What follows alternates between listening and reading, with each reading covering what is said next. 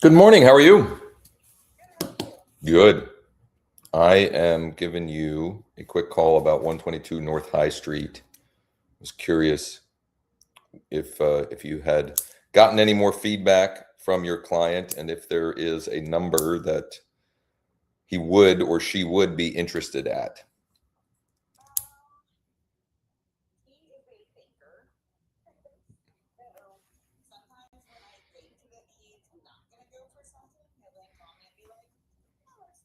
Okay.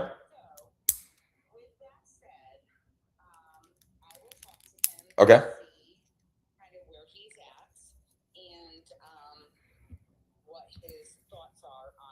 Sweet. Okay. Totally. Yeah. Oh no. I know. I know. It's not an easy one, which is why I'm working hard to try and help him any way I can. Yeah. I forget. So he bought it, I don't know, 3 or 4 years ago, and um, he's now moved in with his lady friend. I think they're engaged, or I don't think they're married yet. And so he likes that situation better. There's no need for two properties.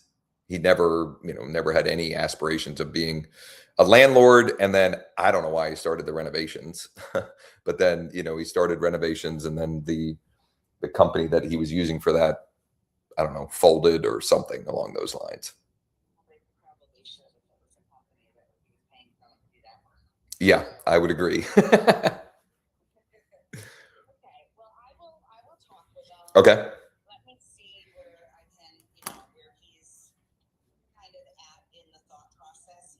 Okay.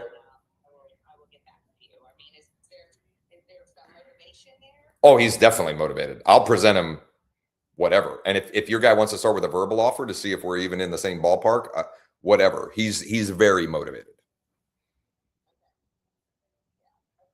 I mean, he has debt on it. He has debt on it, but beyond that, we'll figure out a way to make something work.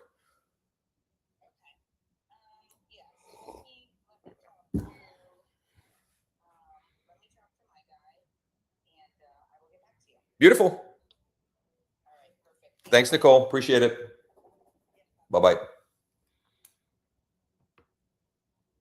I'm going to send one more follow-up text and make one more call, and then officially get started.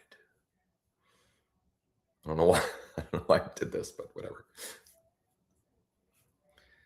Let me see here.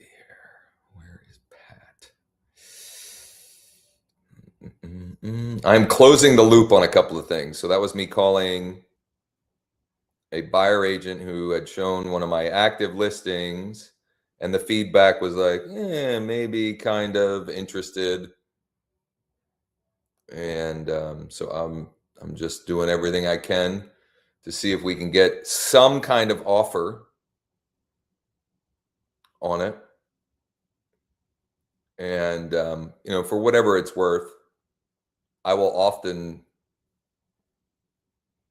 position it as, at what number would your client be interested? At what number? Like if they're I don't really know. Well, let's what number does it make sense at, and let's see if it's even in the realm of possibility, which actually does sort of relate to my opening mindset monologue. Hi, Pat. Period. Just circling back with you here to see where you're at with everything, period. Would you be totally opposed to me popping by sometime later this week to take a quick tour and review options together? Question mark.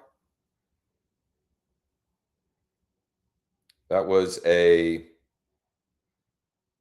was some kind of cash offer request lead that came in over the weekend that I sent a Loom video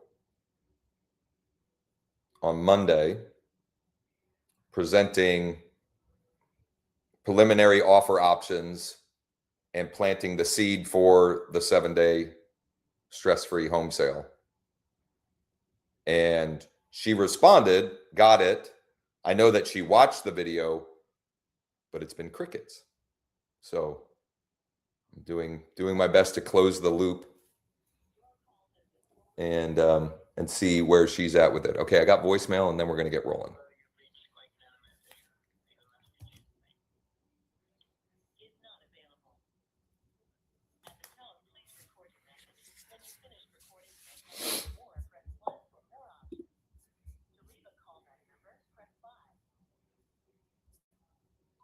Mike, good morning. It's Josh.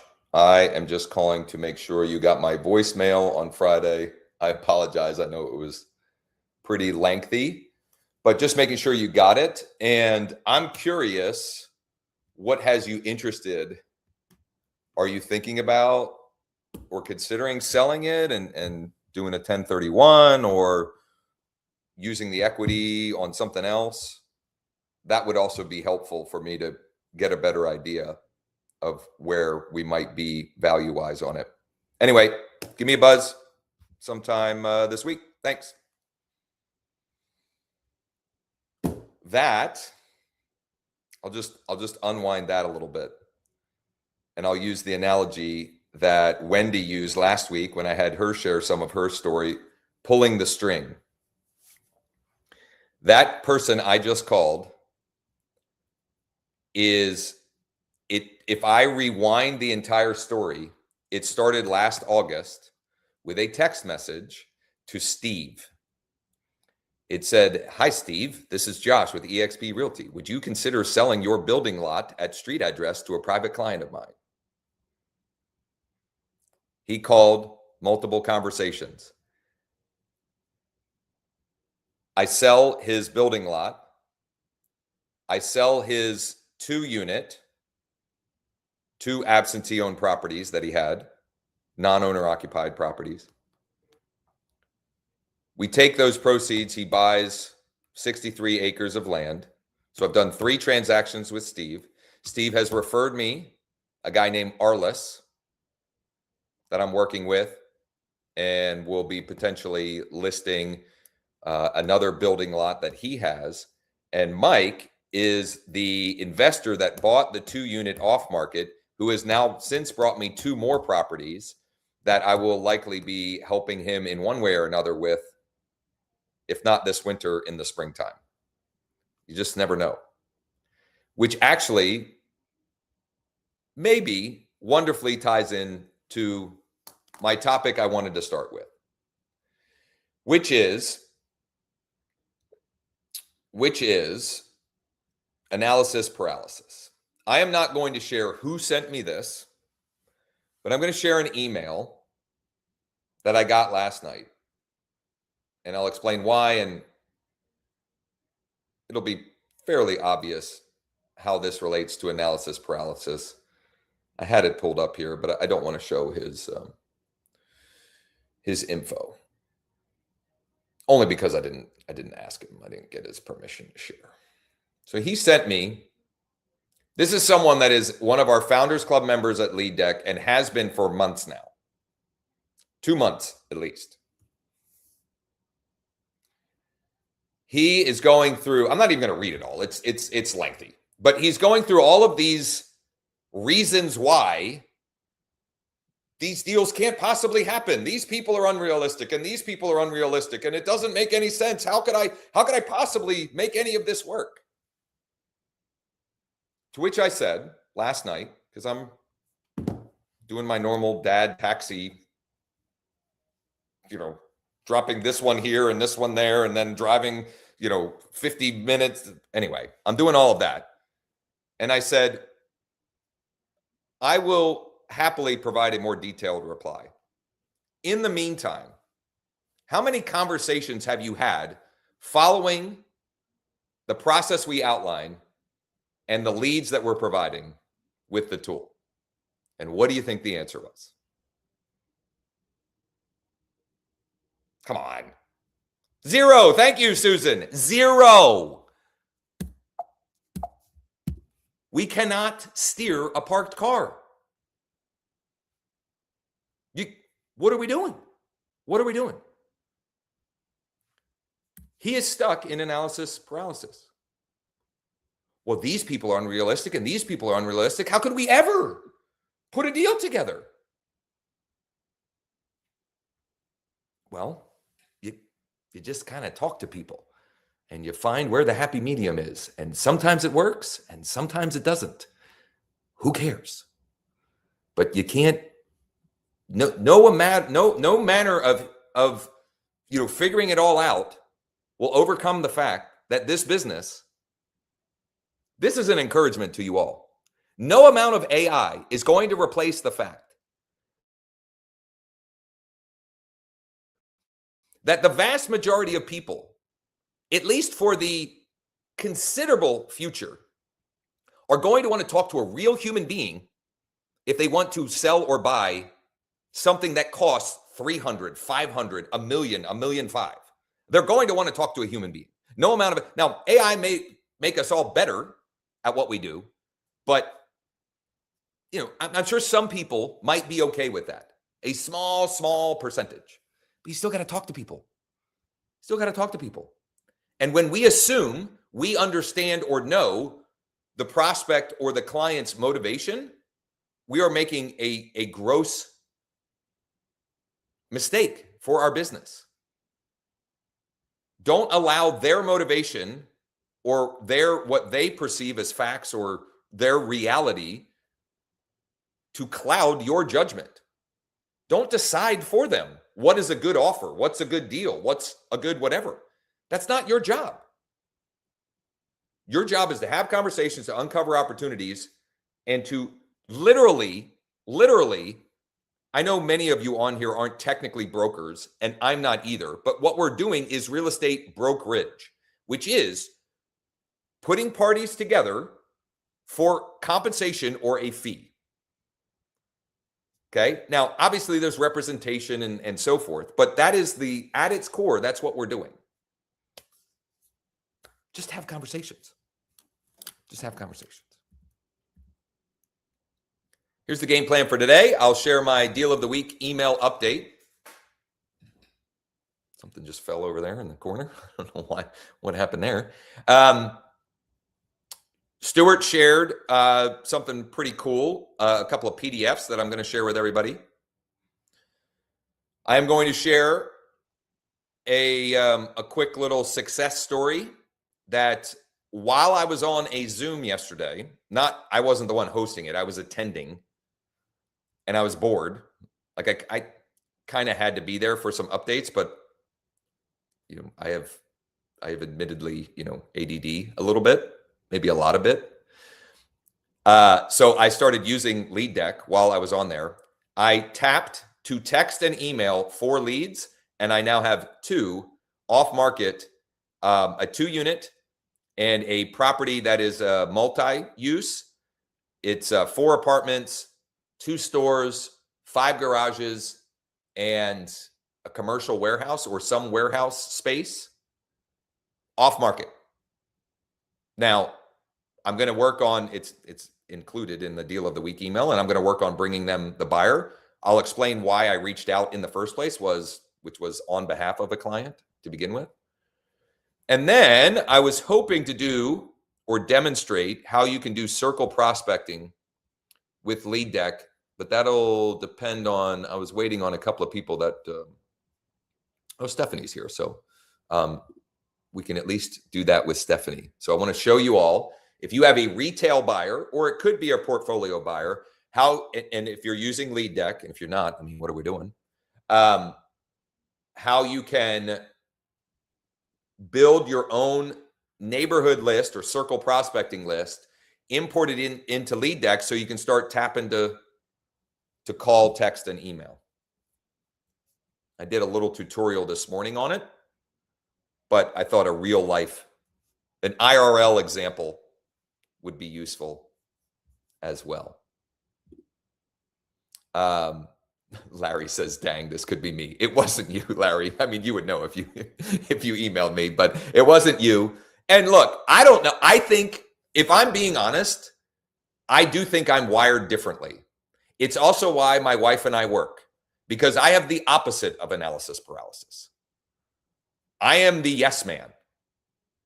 Can I do this? Yes. Well, how are we going to do that? I don't know. We'll figure it out. So I know that I am abnormal in that respect. I think God just made me different in that way, and to my detriment many times in my life, if I'm being honest, in many different settings that has been problematic. And yet it has also served me incredibly well in other ways as well. So anyway, here we go. Let me get out of here. This format for my deal of the week email, I am in love with, because it continues to be incredibly fruitful. Which is, instead of 1 property, 3 to 5 bullets, reply for details, it's 3 to 5 properties, very, very like 1-line bullet description. Which of these would you like more information about? That has worked incredibly well for me. And it has kind of become my default template. Working for me too. Beautiful. Yeah. Beautiful. I put like all 5 of my short sales on there. I got a land buyer. Boom. I got a call set up. You had mentioned in LeadDeck Lab yesterday that you had gotten from your deal of the week email, you had somebody reply. Beautiful. Yep. All we're trying to do is get replies, because all conversion happens in conversation. We have to have so it has to start somewhere. And it goes back to, what I was saying during the analysis paralysis. Like you can't overcome the fact that you have to have conversations to do more transactions, period. Like it's just there's no getting around it. And this is a start of a conversation, which then can turn into a transaction. It just so happens for this one, I happen to have a ton right now of multifamily off-market deals. So this is all off-market investment. I'm having a little fun with investment opportunity deals of the week. Whatever, if we can't have some fun, what are we doing? Here's your Central PA off-market investment opportunity deals of the week. That's maybe a mouthful, but whatever. And then I've got 5 here, 2 of which are properties that I uncovered yesterday, tapping away while I was on I guess it wasn't a Zoom, it was a Google Meet, but whatever, same thing. This one is Mike's, the guy that I was calling about. This one is I'm going to check out later. I guess this isn't multifamily, but it's a package of properties. I'm going to check out later tomorrow. This CJ brought me. I've told that story a couple of times. This is the second one that the guy from Tapping yesterday. And then this is one, I think I mentioned this yesterday. I emailed this guy in December. And he just randomly called me Friday. Hey, I got this email from you. Are you still looking for multifamily properties? Is your client still looking for multifamily properties? Heck yeah, he is. What do you got? And he sent me over a spreadsheet. Who do you know that might be interested? Just hit reply, let me know which number, and I'll get you all the details. I should have put here. Should have put in parentheses number or numbers. Do me a favor, please forward this email to anyone you think might be interested. I play with PSs. Sometimes I have none. I would say more often than not, I have some PS. And because these were all multi and interesting things, I wanted to point out that we have financing options. So PS, if you need financing options for any of the above or similar, we have options for you. Because sometimes that becomes an objection in their brain. Well, how would I possibly finance this? Well, I mean, they're going to have to, they may need some capital, et cetera, some capital and reserves, but there are options for any of these available. So that's my deal of the week email. That's hitting tomorrow morning. I'm working to committing or getting back on a better schedule with that, because the last couple I've just been busy and gotten behind, and they've been going out Fridays, and Friday is better than it not going out, but it is better Wednesday or Thursday, like Wednesday or even Tuesday, Wednesday, Thursday, statistically speaking, from an open rate and an engagement rate on emails, that tends to be the highest. And generally speaking, Tuesday, Wednesday, Thursday, late morning, early afternoon, either right before lunch break or right after lunch break, statistically speaking. And email continues to be one of the highest ROI marketing media there is. You can find any number of statistical data, surveys, et cetera, that it's anywhere from 35 to 50 to 1 ROI. And it just so happens this costs me nothing. I mean, I guess technically I'm paying $85 or $90 per month to eXp Realty, of which Bold Trail is included, but I'm not paying anything in addition to that to be able to send this email out. So I could make the case that the ROI on these deal of the week emails is infinite, because I'm not paying for anything more with it. Questions on that or comments on that before I share what Stuart put together for us? All right. This was a topic a couple of weeks ago, pricing strategy. And for whatever reason, I think Stuart was cleaning off his desk, because Stuart likes to print things out. And he saw something about this, which made him curious. And he used two different tools that we've referenced here recently. One was Gamma. Campbell has mentioned Gamma, loves it, uses it. I still personally haven't used it, but by all accounts, it seems awesome. And I've heard other people say great things about it. And then he also used Notebook LM. For me, this obviously pops more, right? So this is more like the analytical type, and this is more the creative, engaging type. And these are made in a way that any of you could take and utilize in whatever form or fashion you choose. In other words, there's no branding on any of these. There's no specificity on here for market or brokerage or anything. So that was very kind of Stuart to share. I didn't think through the easiest way for me to share these. So let me do this. I think those are both of them. For now, I'm going to drop the PDFs in the chat. And then with the replay, I will make sure that we include those for folks as well. And for me, here's how I might use these. Number one, when I am chatting with,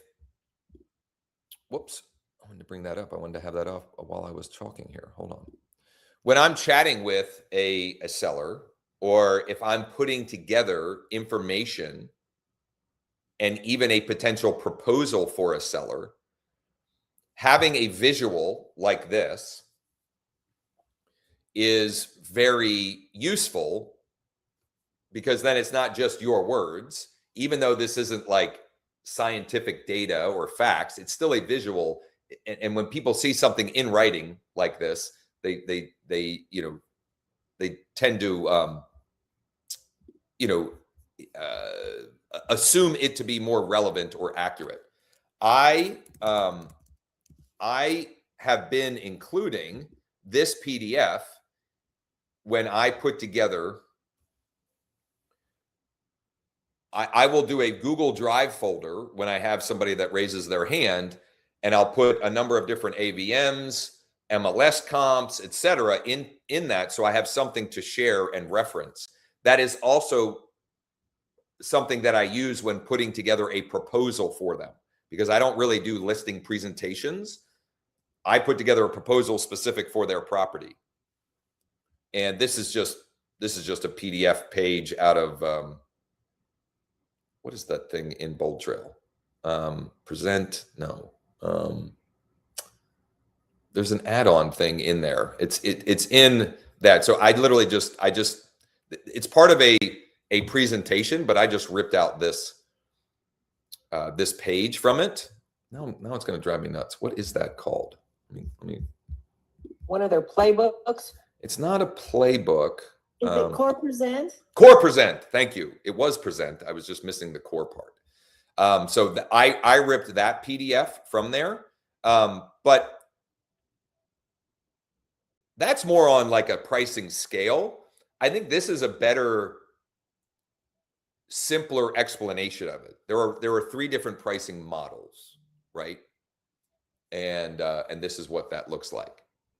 So this is the aspirational, is kind of like Zillow Make Me Move. Like Jonita, your expired listing, he is aspirationally pricing that thing. Okay. And if you could get him to market value, you might be able to help him sell. If you can get him to event-based pricing, done deal. You'll absolutely help him get that thing sold. The tricky part is getting him from here to here or here, right? So easier said than done. But I thought these were great visuals. And if nothing else, also, I continue to be blown away at the output from Notebook LM. So every time I have a Zoom with a new Founders Club member or someone who wants a more interactive demo, etc., I take those Zooms, I rip out the transcripts, I feed it to Notebook LM, and it'll spit out an infographic and a summary in a matter of minutes, and they are incredible, the output. I also, let me think of this. Hold on. Let me give you one, make it a little bit more tangible. Not tangible, but specific to what we do, right? Because that's me, doing a demo with Jonita. What about when oh, that's not the right one. What about, with oh, doggone it, it's not here. Okay, well, who cares? I'll make one. The portfolio of 5 properties that I'm meeting with the seller, it's most likely tomorrow, late in the afternoon. It might be then or Friday. I recorded a Loom video for them. Now, this one was a little bit weird in that normally I'm recording a video about one property, right? And so this one was me kind of quickly going through several and just really positioning the fact that there's several ways that we can slice this, because they said, we can sell it all as a package of 5, or we could split them up a little bit, but we need to make sure that it aligns with a 1031 exchange that they want to do. All of that is kind of irrelevant. What I wanted to demonstrate is I can just take this transcript, pop it in here. Okay, so I copied the transcript text. I pop it in here. It takes, a couple of seconds for it to read the transcript. And then I hit infographic and it'll start generating that. And then I typically will do a report and I'll do a briefing guide or a briefing doc, which there, if I let it load up here, here's the other wild thing with this. So it has like defaults, but it will actually read the transcription and then make suggestions that it deems relevant based upon, look at this, portfolio disposition strategy. Why would I not want to see what that output looks like, right? So you can also tell it. So this, one of how I'm presenting or creating proposals in a lot of cases is I record a video proposing my solution for them and then take the transcript. Now, I haven't been using Notebook LM for them. I had been using something else, but I'm absolutely going to move to using this because the output of it is just great. I mean, it's just incredible. Harry, go ahead while these are loading up. I just wondered, can you like set up a brand board in Notebook LM or something like Probably. that? I have no idea. That is a wonderful question. That way you could sort of have consistency in the look and all that kind of stuff. You could ask Notebook LM. It would probably tell you. That's a great idea. Maybe I will do that. I'm not going to do that live here. No, That'll be something I'll play with and come back with an answer. I'm certain the answer is yes. I just don't know how to do it yet. I'm like so easily amused and entertained that even just like without doing anything else with this, I've just, the output has been pretty incredible. So here's the portfolio disposition strategy. 5 property package and 1031 exchange alignment. Obviously, I want this to be accurate and relevant. And even if it's not, the simple fact that I can share a several-page proposal with someone like this will immediately differentiate me above and beyond anyone else. Like right off the bat, it's spelling this street name wrong. And I would take 5, 10, 15 minutes, go through this. This is almost 1 million in volume between the 5 properties. So I want to present it. I haven't even had to do that yet because just from my Loom and already the fact that they were sort of warm, I have a tentative appointment where we're going to meet at one of the properties that is vacant. I think there's 5 properties, 2 are vacant, at least one or 2 are vacant. We're going to meet at one of the vacant properties so we can meet and kind of game plan, et cetera. But the output is just incredible. And here, I have no idea what this will look like, but oh boy, look at that. It is remarkable to me how well it organizes the information way better than I communicate it. I mean, like we use it for webinars, for sessions like this, et cetera. And the output it blows me away routinely. I know for sure, I've seen somebody doing this. You can not only do the branding that Harry mentioned, but you can also, well, I guess this is along the same lines. You can give it feedback on what you want the look and feel of these infographic outputs, not just color-wise, but I'm saying even more, do you want it more cartoonish or do you want it more, I don't know what another, professional, I guess would be another way. Janita. So typically what you're saying you're doing with this after you do your Loom videos, are you packaging this in your email messages with the Loom videos or what are you doing? I would say it depends. So one of the people that I was texting back with, let me find it here. Because she texted me back. Okay. Got it. Makes sense. I will reach out on Friday to see how things are going, period. I recorded for her a 1-minute Loom video. She had just replied to a text basically saying, yes, we're interested in an offer or we're open to offers options. In that case, I'm just recording a short video. I'm introducing the idea that we have options And I'd be happy to explore any of them with you and for you. We have institutional options and or our 7-day stress-free home sale. Where I'm using it to turn it more into an actual organized proposal is after I have the next conversation, usually. Meaning, or I guess the other example would be if instead of she replying to a text, and to be fair, she replied to a text on Sunday. So if she had replied on Monday, we probably would have had a lengthier exchange and I might have jumped to that point. But I had a lukewarm response there. It was enough for me to open the door. I want to introduce myself and create that sense of, her getting to know me a little bit. And the fact that I'm not just like everyone else. I'm not going to give you a lowball cash offer or just, beg you to list it. I'm going to offer a variety of solutions and help you come up with the make the choice that makes the most sense. But the next step in the process, I had another example recently, which we're still trying to figure out when we're going to list it, where the first loom that I sent her was after a lengthy conversation. I already gathered a lot more details. So I made the loom, I recorded the loom, and I turned it into a proposal. But that was because I had already gathered a lot more intel. So it just depends on if I go right to the proposal with her after we had a small conversation, it might work, but I'd rather treat this like a process rather than a singular event. Right. Okay. That makes sense. Totally. Thanks. You bet. Josh, I gotta jump in there, buddy. Uh-oh. Go back to where you were on. All right, so the upper right there, the little green button, upper right where it says video overview. Mm-hmm.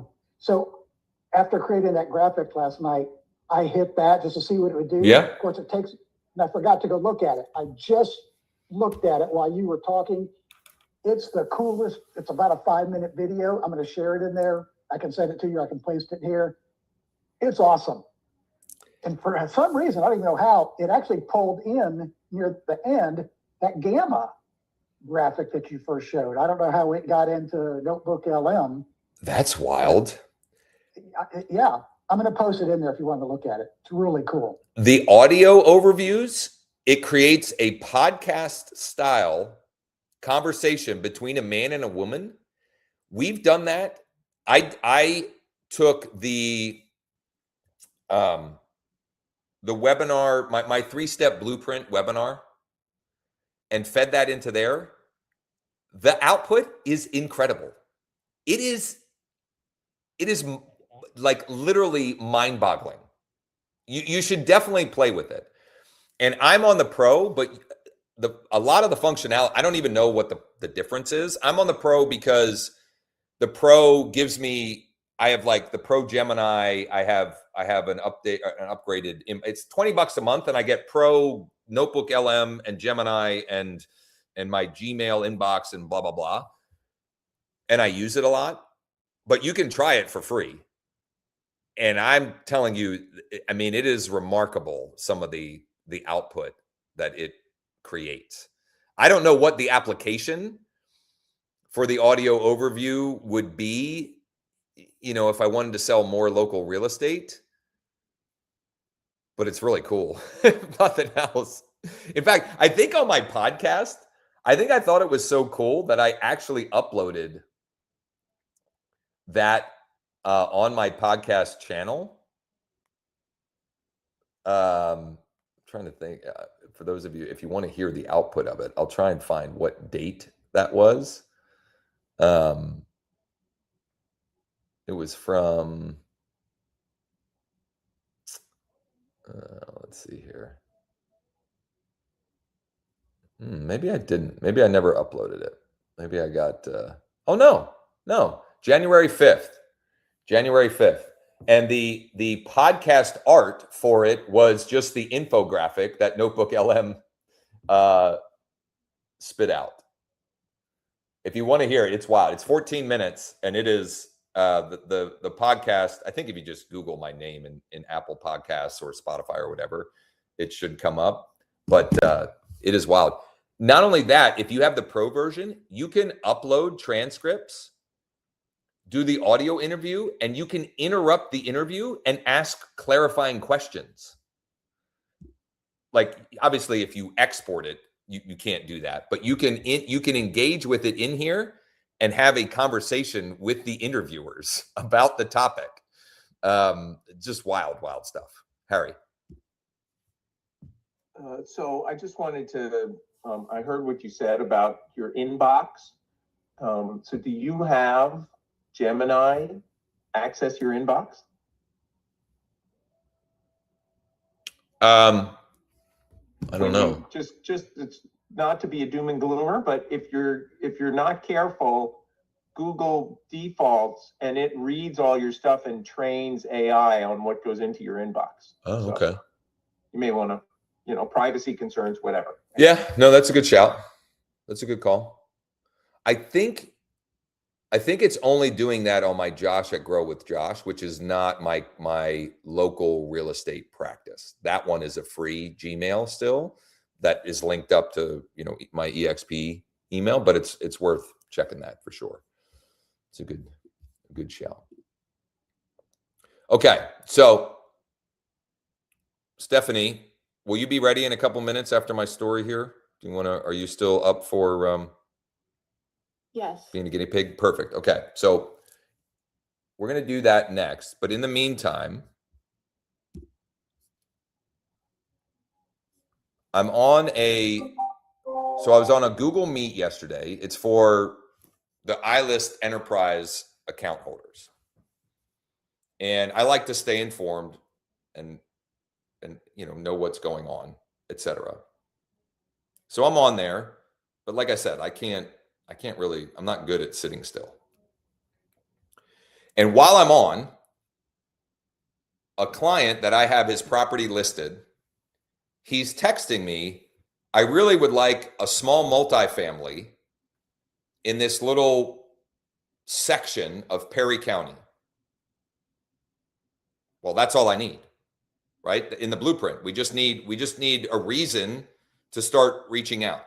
So sometimes the reason is a property that we use as bait. Sometimes the reason is a buyer that we use as a way to, as bait for sellers. Because what sellers want is a buyer. They don't want us. Okay. We are a necessary evil more than we are a welcome guest. Now there's exceptions, obviously, right? And I don't want to talk in absolutes, but more often than not, they don't necessarily want us. So what I did was I created a folder. Perry County, this is the exception. I am often hammering that we should start very small and expand out. Start with a zip code, then you maybe expand to a city. And for most of you, you're never going to expand to a county. And yet, Perry County has one traffic light. The whole county has not many multifamily properties. So I'm making an exception, but with reason. And you'll see that I'm still following my own advice, but it in theory is an exception. So I made a folder of Perry County multifamily units for sellers, and I created 4 decks. Number 1 was out-of-state absentee owners. There are 4 in the whole county that are absentee, out-of-state, and own a multifamily. 4. Then 6 tax default, 8 involuntary lien, and 17 senior owners of a multifamily property. And I have only gotten through this first deck so far. And yet, from that first deck, in seconds, let me find it here. In a matter of seconds, while I'm sitting, Joe's catching me up to speed on what's going on. Dino, try not to show his phone number. Dino replies, "What's the offer? I'll sell it tomorrow if the price is right." I said, "I need a little more info and details in order to get you a preliminary offer to see if we're anywhere close. Would you have a couple of minutes for a quick chat this afternoon sometime?" Yes, I got a building down a block, 4 apartments, 2 stores, 5 garages, and a warehouse. I collect X amount per month. I want X amount for it. This is the address. people have been asking me to sell it for a long time. If you got a customer, let me know. It was a customer. It's funny. Anyway, he ended up confirming what he would also take for the 2 unit that I was reaching out to him about. Because the property he was spouting about is not even the property I was reaching out to him about. So, you know, it's not a, you know, I don't have a signed listing agreement or contract or anything, but literally in 5 to 10 minutes while I was on something else, just tapping away, that happened, which can happen if you do it enough, right? If you do something long enough, you get lucky like this eventually, you know, every so often. And some days I spend an hour and it's nothing. Usually, though, later that day or the next morning, something happens. It's very, very infrequently that I will invest an hour into actually using the tool and tapping, and it doesn't yield some conversation. It might not be immediate, but there is some conversation that comes from it. And for example, Friday, the guy that called me, when I originally called and texted the list that he was on, I don't know that I got any reply. Now, I was doing it like 4 days before Christmas. So whatever, there could have been any number of reasons. And yet he still called. He's got 5 properties. And you know, if I'm able to sell them all, it would be like 1.5 or 2 million in volume. Just plant seeds, plant seeds. Sometimes you get the immediate reply because they're sitting at lunch and you just hit them in the right time. And sometimes it sits there for a while and they get back to you eventually. All right. Before I get to Stephanie, I'm just going into the chat here. There's lots of good chat going on about Notebook, etc. All right. I think we're good. Okay. So this is what we're going to wrap on because I'm going to need to regroup before the 11 a.m. live prospecting. One of the topics yesterday on the Lead Deck Lab Mastermind Zoom from Stephanie and David, another Founders Club member, was around how can we use Lead Deck to reach out to a specific neighborhood or a specific smaller subset, more narrow than an entire zip code of tax default or an entire zip code of tired landlords, etc. And we have an import tool that Sean built originally, or the initial intent was to allow users to export expired listings from their MLS and import. But the reality is you can import any data set as long as it has street address, city, state, and zip. As long as it has those 4 columns, you can import whatever you want. And so we were going round and round. How can we do this? And how can we do it in a way that people can use what they already have? In other words, not have to sign up for something else to be able to do that. And one potential solution for some, but not all, is using Remine. In Bright MLS, we have access to Remine. Stephanie and David have Remine in their MLS. And apparently there's also a free version of Remine. Another potential solution was using RPR. I've played around with it, but I'm going to need some help with somebody who's maybe a little bit better educated about RPR because I couldn't get that to work in this specific use case. But what I thought we would do with Stephanie as the guinea pig is we're going to walk through what this looks like IRL, finding the list, filtering it, exporting it, and then importing it into the tool so she can start tapping to text, etc. So, Stephanie, are you able to share your screen? Yes. Perfect. So you want my MLS? Well, we want Remine. You want Remine? Yep. Okay. That's not it. Stop. Okay, hang on. Let me find it. Where is it? Matrix. Sometimes I have a lot of tabs open and they don't come up.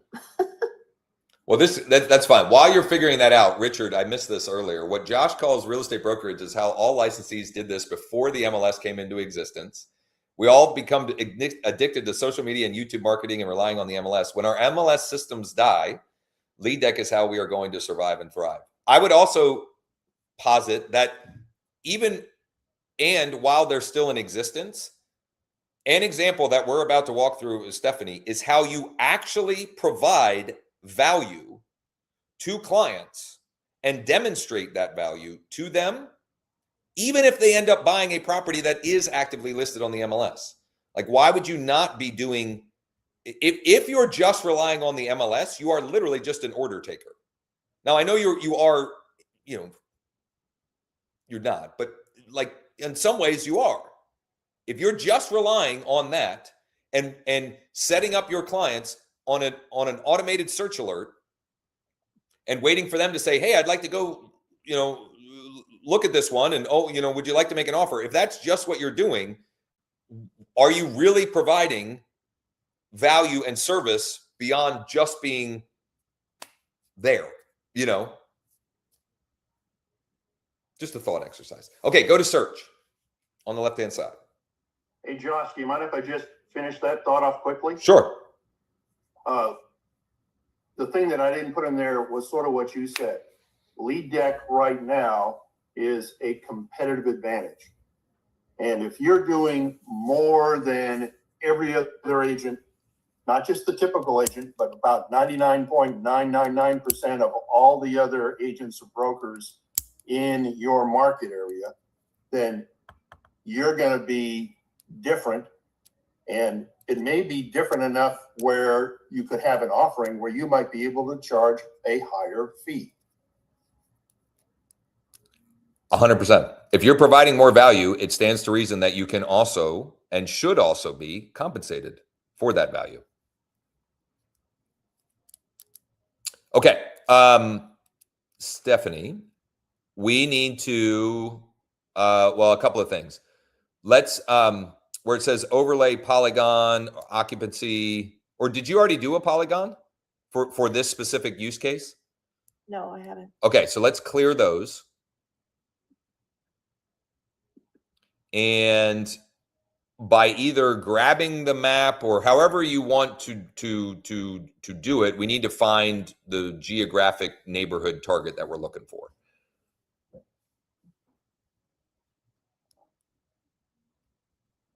Okay, so how Stephanie is doing it is she is looking for the elementary school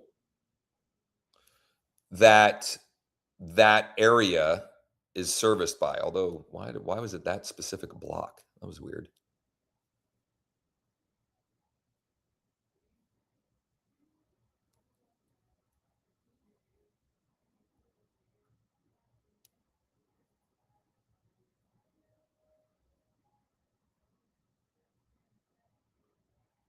Okay, so we have that's the starting point, and the default outline is the geographic area of properties that would go to that elementary school.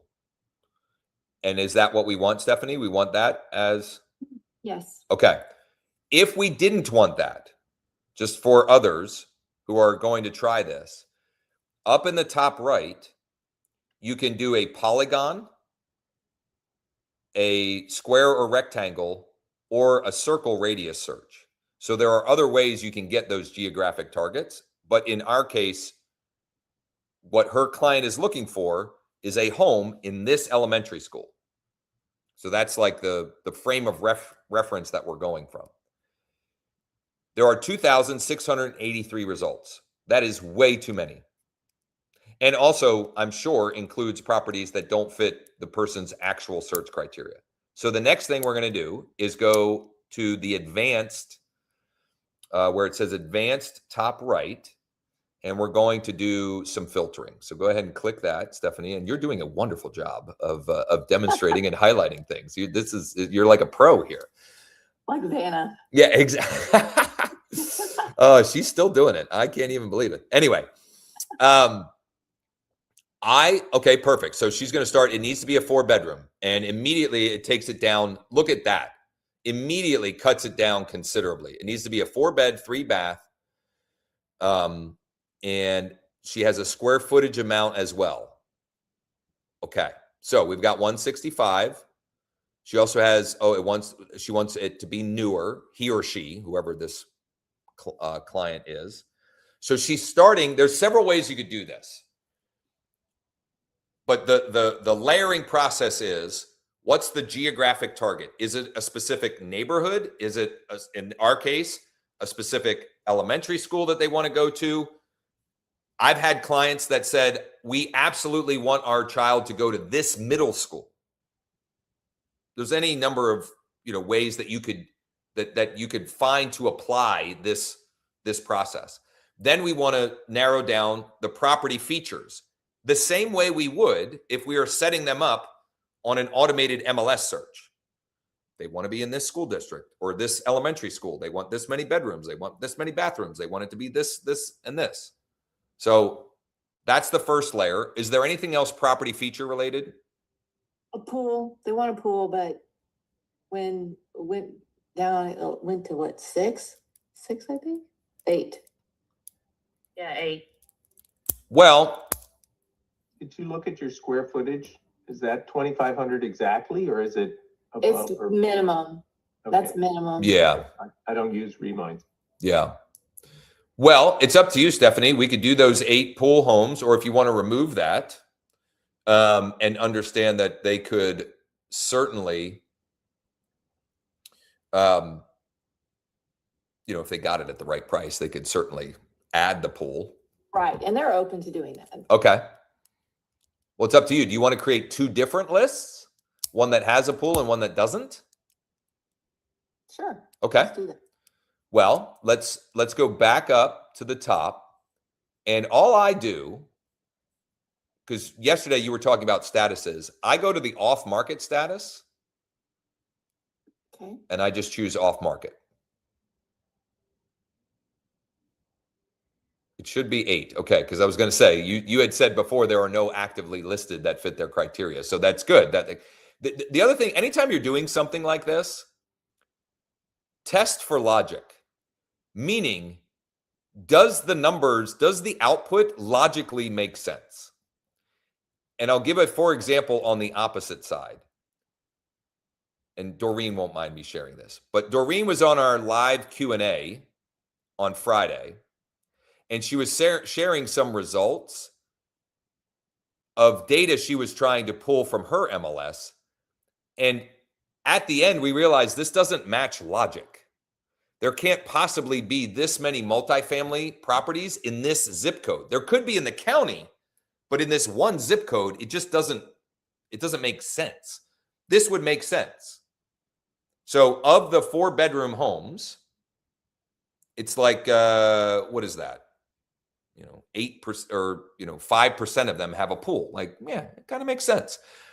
I am certain also that there are properties that have a pool that this is not catching. In other words, it's not reflected in the public record. So we're gonna use this as an example, but then we'll go back and we'll make a second list that is doesn't include this list, let's say. All right, let's hit the list results, blue button, top right. And then we need to select all by the checkbox to the left of the address, middle left. Yep. Select all. And then we got to go back up to the top right and hit the cart. And you can name this whatever you want. I do believe there's a character limitation. I think you can only have 25 characters. So, there you go. Easy peasy. So we're going to add those. Oh, okay. You have to type it out and then you have to select it. So you have to type that out and then it'll populate it where it says create. You have to then click on that. There you go. I think now it's good. I think you can add those. And we can now, beautiful. Thank you, Stephanie. Wonderful. I'm not gonna call you Vanna. Over on the left, we're gonna go to carts. On the far left. Far left. Oh, okay, Yep. the left. Far Yes. left. There you go. And we're going to select all under next to watch list. Next to watch list. Yep. Okay. Right. And then we're going to hit export. And you want to name it again. This time I don't think you have to like click anything else. It'll just name it. It doesn't like the fact that it doesn't like special characters. Go ahead and export. It doesn't really matter. You don't have to play with the columns, because as long as the exported data is a CSV file and it has a street address, a city, state, and zip in 4 distinct columns, the data is good to go. So before we do the other one without pools, let's go ahead and take that data. Actually, no, I'm sorry. The data is not ready to be exported. Once you submit that, it will take, now that was only 8 properties. So very quickly, if you look at the bottom left, there is a red 1 alert button right there. Yep. So because there was only 8 properties, if you click there, you can then hit the download. Ooh, where did it go?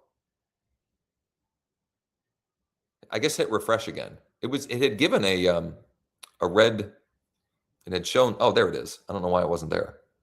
Okay, so click that and now hit download. And then let's go over to Lead Deck.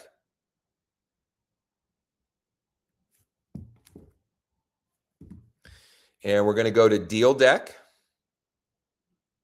And we can hit okay, you can scroll to the bottom. You can also, for those that are curious or whatever, there's a button at the top that'll jump you to the bottom too, that just says imported leads. If you click that, that'll jump you to the bottom. Either way is fine. We're going to upload leads CSV.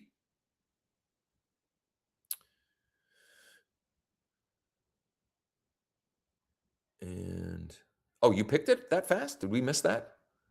Yes. So, okay. So for those that, because that didn't show on my screen for whatever reason, you have to find the CSV file and choose that one. So that happened lightning fast. Now, here's what I found in testing it this morning.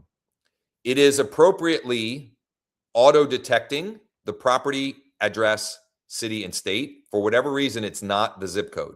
So where it says status under zip code download or drop down box. So where it says zip code and it says status, let's hit the drop down box. Yep. And we have to go and find zip code 5 or zip 5, I think it says. Yeah, zip 5. We want zip 5. Now, this is critically important. Do not choose the mailing address, because it could be an absentee-owned property, and that's the address that the taxes are going to, but it's not the property address. And in this case, we want the property address. Okay? Let Lead Deck figure out if it's absentee-owned or any of that stuff. You don't have to worry about that now, or at this point anyway. We just want to make sure that what we're uploading, I just want to be clear, what we're uploading is the property address, street address, city, state, and zip code for the subject property, regardless of whether or not it's an owner-occupant or an absentee-owned property. Okay, so let's scroll down and hit that Validate Addresses button. And if we're good to go, you'll see whatever number on the left of the number of records and 0 warning, 0 problematic. If the data is not good, you will see a warning there. What does that mean? The data has to match the mailing, the address that the post office uses, basically. Where this will break is, I'll give you a different use case. It is unlikely to break in this specific use case because we're exporting property addresses. Where I've seen it break is if I go and export a list of expired listings, and one of those listings is, lot number 88, model whatever, because I screwed up the way I filtered the expired listings, and there was a new construction home or a property that doesn't have a recognized postal street address yet, it will flag it. And if it flags it, it kills the whole file. So if that happens, you just have to go and find what the warning or the problem is, delete that row, save the CSV, and then try again. It won't hurt anything, but that's what to do if you see that. So go ahead and hit the purple proceed to import. And yep, you can hit the start import. It doesn't take very long for it to, especially on small data, it'll take, a couple seconds to at most a minute, and there you have it. And now Stephanie can tap to call, tap to text, tap to email.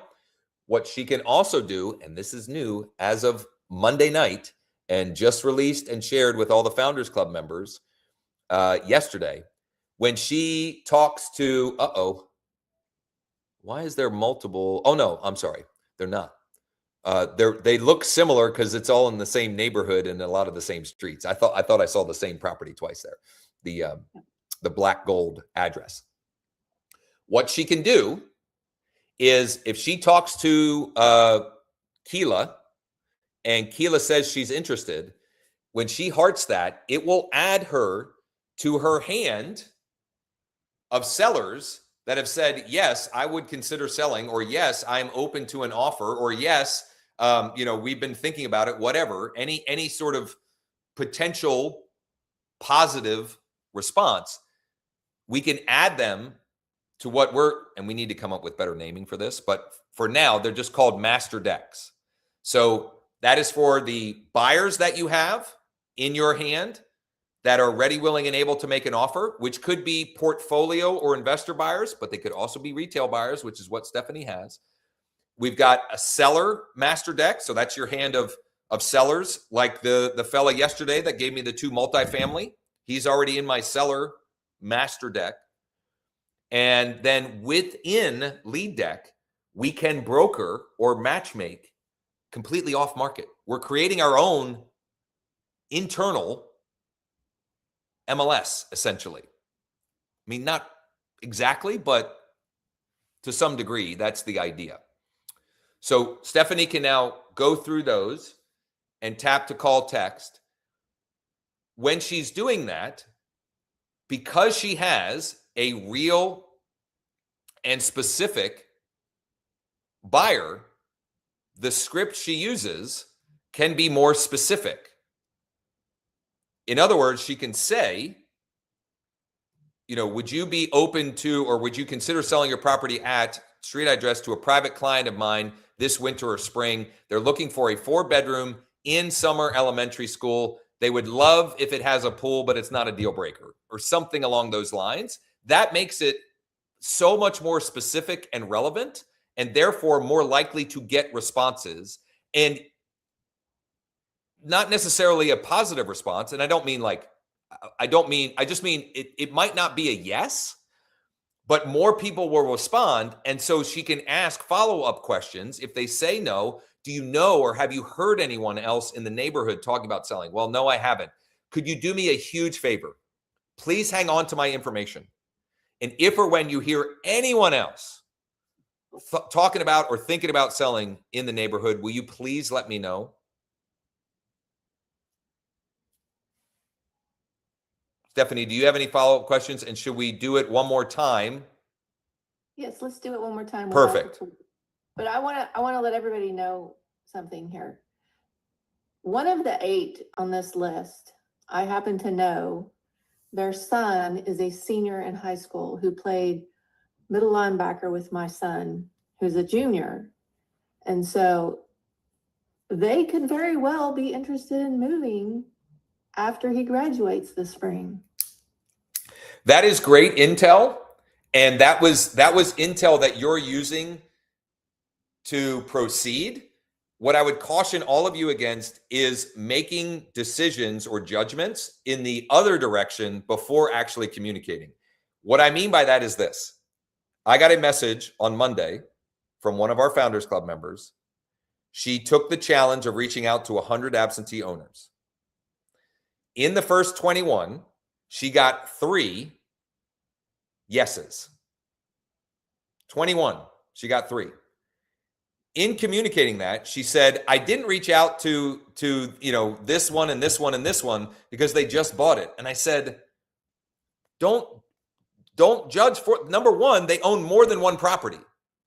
They at least own the one you're reaching out about and a primary residence.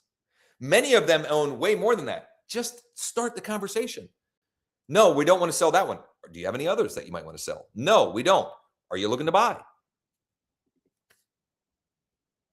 That's not what Stephanie was doing. Actually, Stephanie, you don't have to do any of that. You don't have to do any of that. Oh, okay. Go back to advanced, because until you clear the filters, it saves your filters. It's a beautiful thing. Sweet. So now we're going to go down to that pool selection. Yep, you could do that. I don't know that we can, I don't think we can exclude that filter. Go ahead, scroll down and see if, I don't think you can exclude having a pool. What is the little 2 dash marks? What is that? Equals. That's equal, so that means it will have a pool. Okay, so can we do, So you if you click it, will it make it not equal to? Well, Look at that. Look at that. We're learning here. Oh boy. So we're gonna do that, and hopefully it should say, what should it say, people? 108. Look at that. Beautiful. So we're gonna go list results. And we're gonna select all again. And we're gonna go add to cart. And we're gonna name that again. Now, 8, very manageable. 108 is a lot. There are several ways Stephanie could choose to handle this. Once she has the output, okay, so let me actually narrate this so we have this documented well. She went back to list. She then she selected all. She created or hit the cart button top right, named the new cart, saved. Now we're going to go over to the carts on the left again. And now we've got summer without pools. We're going to select all. We're going to export. We're going to name it. And then I'm going to fill in some things while the export is preparing. So this list is considerably larger. She could just import the whole list and just plan to work through those 108 and the 8 and the 108, the 116, and maybe she sets a goal. I'm going to reach out to 30 a day for the next 4 business days. Whatever. She could also, if she wanted, she could slice the export of the 108 into 3 buckets. And so, in other words, I'm just thinking from a credit usage perspective. If you didn't want to blow 108 credits today, you could slice up the data in whatever increments you want and upload that. It's more work, it's more steps, etc. But for those that are curious or wondering, and I think it's particularly more relevant if you've got an even bigger bucket that you're, filtering from. So David is also, that also pops up when it's ready if you're in the app. So you can hit that download button. Don't close it out. Just hit the blue download button. That'll download it for you. So my point is, you can do all 108. It's fine. Just know that when you import these, it is going to spend a credit to append data to make it so that you can tap to call and text and email.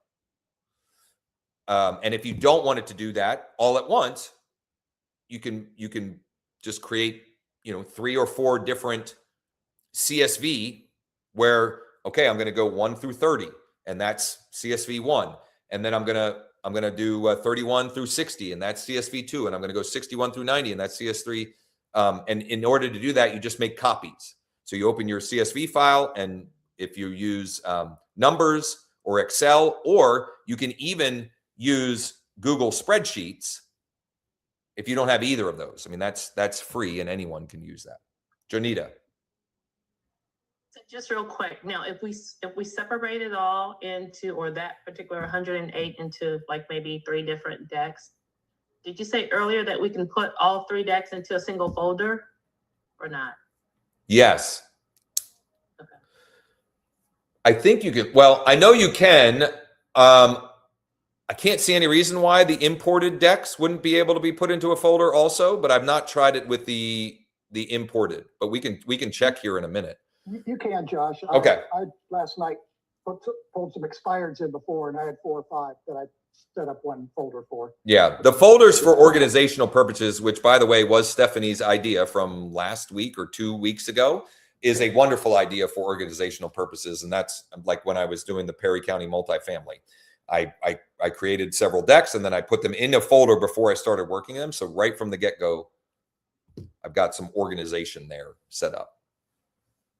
Awesome. Thank you, Stephanie. You're If you don't welcome. mind. I just noticed a number of people were requesting access to that video. First time I've ever used Notebook LM, so I don't know how it works and don't know why you can't open the video. But I granted access to some. Susan and James, I was getting an error, wouldn't let me grant you, so I emailed that link to you. Also to Richard and Doreen, but your access should have been granted. So check that out. We'll all learn together on using and sharing Notebook LM. And I'll see what I can do to get the raw file, and I'll include that. What I'm going to do is create a Google Drive folder that has the PDFs that Stuart had originally shared this morning, and I'll do my best to get that raw video file and put it in there that anybody can download those or use them in whatever, and it'll be included. I'll email it to you as well, John. What's that? I'll email that file to you as well. Perfect. And so that'll be added. That'll be included with the replay of this, which you can find on leaddeck.ai/closers. Leaddeck.ai/closers. Anything else on this, Stephanie, that you have that to clarify or get help with before we wrap it up? Because I gotta regroup, and I gotta buy Harry a cup of coffee. I was looking at I saw Salesforce that yawn, Harry. in Remind, and then is there a sales score that shows up in Lead Deck? Yeah, that's a good question. I will have to ask Sean if that is possible. It's not showing. If you open up the card there and scroll down a little bit. Let me ask Sean if that's possible. I don't know if it's only available if it's data that we generate, or if it's just that he just has to do an extra mapping function or something. I don't want to assume anything, because you know what happens. I would think it should be possible to, when we're skip tracing, also check that and append that information. And it may just be that he hadn't thought of that. But there may be something to the fact that if we're importing the data, it won't be. So let me get back to you on that. Everyone on that. I'll have an answer tomorrow morning. If not, the 11 a.m. session. Did I can't remember. I was a little distracted yesterday when he was going through the new version. There was something about if you had pulled leads previous to this update would not have something or other. I can't remember. They wouldn't have it. The seller targets wouldn't have the sell box. So Okay. with the new functionality and the ability to the way we're describing it is it's the ability to in-app match. Think about it this way. Here, this might help people picture it. In your MLS, or at least in most of your MLSs, if I add a new listing and I go to my listing, I can hit a button that says reverse prospect, and I can see all of the agents that have clients set up on a search alert that my listing fits. We are the idea with this is that same concept. So if I favorite or I add a buyer to my master buyer hand, my master buyer deck, when I open that up, it will go and find any other cards in the deck that buy box matches the sell box. And so in order to do that, we have to have a buy box and a sell box. So the part of the update is including the sell box. However, what Sean is calling legacy data, meaning data that was pulled in version 2.0 or sooner, doesn't have that, which means if you go to one, you just have to hit a button and it will add it. There's no way that he's found thus far to like automatically add it to old data, but you could go to an old seller deck and add that sell box. These should have it. And if not, it means that the same question about the sell score, I need to ask him about that. Can that be automatically appended when we're importing the data? It's automatically appended if you go and pull a seller target deck right now, but I don't know about the import. I mean, we could look at it if you want to open one of those. In Deal Deck? Well, I was going to say it with the expired, but you can, if you want to see how to do the updated, we can just, go to Deal Deck and then scroll down and go, that Round Rock, I'm assuming wasn't recent, that orange one there with the 5 properties. That wasn't recent, right? Probably not. Yeah. So go ahead and click that and just pick any one of the properties. And you'll scroll down. Keep going. Keep going. Keep going.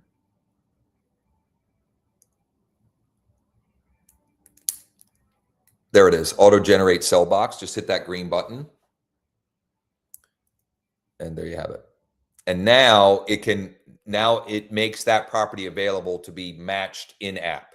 Meaning, if I go to my master buyer deck and I have a buyer that their buy box matches this, it automatically matches them up. So like for yours specifically, you can add your retail buyer as a buyer in your master buyer deck, and then you can see them. Let's do that.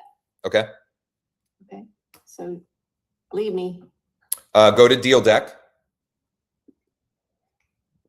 Scroll up.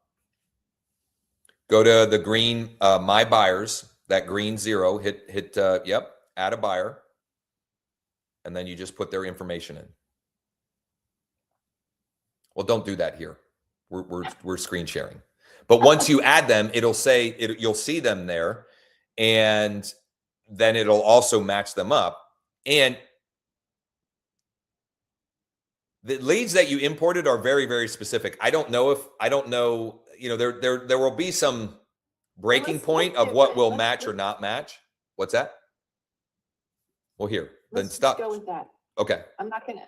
Well, no. It won't do anything if you don't do that. You have to put all the data. Oh, okay. So I can stop share then. Yeah. Okay. You can make up a name and an email and use all the other data Right. and then go back and change it. Here, I don't care as much, so I'll just show mine real quick. I mean, I care, but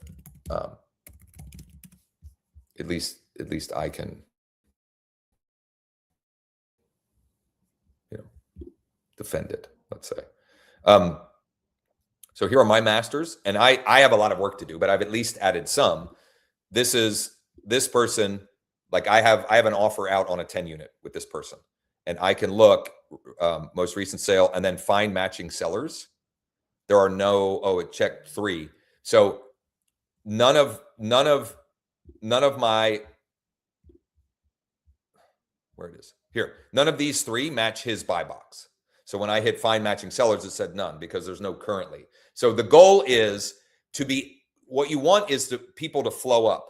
So you want people from these down here to be flowing up into these so that we have more potential matches. We have more cards in our hand that we can match up. And the more we have in these, the more likely matches we have. But they should only be flowing up if you've had a real conversation with them. Don't just like put anyone in there. You're putting people that you had a conversation and you're confident if I went and showed them this type of property, they would make an offer. Or if I was able, even Janita's expired listing, he's unrealistic, but she should still add him as a seller because she can put what he's expecting and maybe there's a match at some point. And it's another way that she can keep that person front and center because in a month, she might want to say, hey, I'm just curious where you're at with this. So Okay, if I understand so, you correct, Josh, so the matches only happen between the My Seller and the My Buyer boxes? Well, Not any of the other decks down below? maybe I just misunderstood Sean when he was describing that yesterday. Let me clarify some of that, and I'll bring an update tomorrow morning on several things. The question about sell score on imported leads, and I guess the question on where it matches. Like, how do we match here, someone here to down here? What is that? Because I understood it as any one that we had run would show up there. And maybe it just means that we have to have multiple layers of matching. So it might mean that this, that's inventory, find sellers. I just need to clarify a couple of things with him. Okay. So I thought it would match any deck. that was my understanding with the way he explained it yesterday. So I'll get clarity with him on what that means or looks like. Perfect, thanks. All right, I gotta wrap this. Go ahead, one last Stephanie. question. I'm trying to fill out this information, but it doesn't let me put the school district in here. It doesn't say anything about pool or no pool. You could All probably I just have add is- that to notes, right? I can, but I didn't know if it would. Well, there's no way, some of that other information, there's no way for the app to recognize it. Okay. Um, Okay. So at I least completed- currently. Okay. So I completed the card, and then I generate posts? No. Find matching sellers. Well, no, did you add the card yet? I did. Yeah, then that's all for now. You're not going to, I just wanted you to do that. So part of this is actually matching them up. The other part is visually being able to look every day during your time blocks of productivity. Who should I be working on finding a match for today? And in what ways am I going to work on that? So this particular buyer match, the work you're going to do is working through the imported leads to try and find them the match. You may not necessarily be doing the in-app matching for her, but there's multiple benefits of having visually in those decks what was the inspiration for module 0 of the 3-day deal sprint, which is the time block of building out a Google spreadsheet of these are the buyers that I have that are theoretically ready, willing, and able, and these are the sellers that I have that might consider or have indicated that they would consider selling or an option or an offer on it, and having that so that it's like more tangible in the tool for everyone to be constantly referring back to and flowing up, getting more from the lower decks into there, because the more you have up in those top 3, the more time you're going to spend there, and that's when you're closer to money, right? Like the more you have up there and the more seasoned the data is up there, the closer you are to matching things up and making things happen. Well, FYI, Josh, based on yesterday's conversation, saw another guy looking for land in a Facebook group. He posted a map with an area which is literally just south of me. So I replied to him, and I did a little video with his Richard name flagged. I haven't heard back from him, but we'll see. Beautiful. All right. I really have to regroup here. The 11 a.m. session, which you can find the link at leaddeck.ai/sprints. Leaddeck.ai/sprints. I think all of you who are here are logged into that one. it is going to be a work session. So if you've got work to do, Stephanie, you can use it as time to just be tapping and talking, and I'll narrate some, but I'm going to be reaching out to tired landlords and multifamily buyers. Tired landlords, because it's what I already promised, and I'm going to continue to work on finding a property I have a retail buyer similar to Stephanie's, that their target isn't quite as narrow as hers. But I want to reach out for them, and I need to find more potential buyers for the multifamily properties that are in my deal of the week email, and particularly the 2 from yesterday, especially. Okay.